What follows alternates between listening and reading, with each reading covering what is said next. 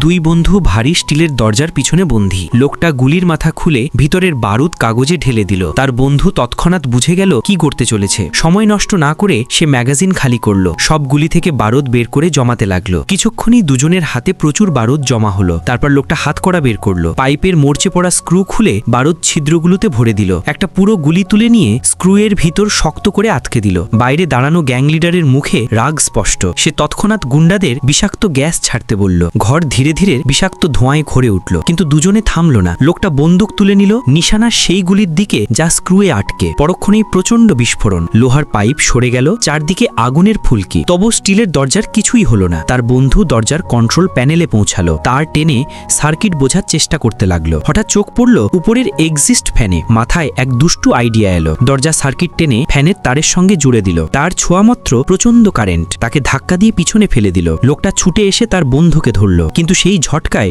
দরজা কেঁপে উঠল।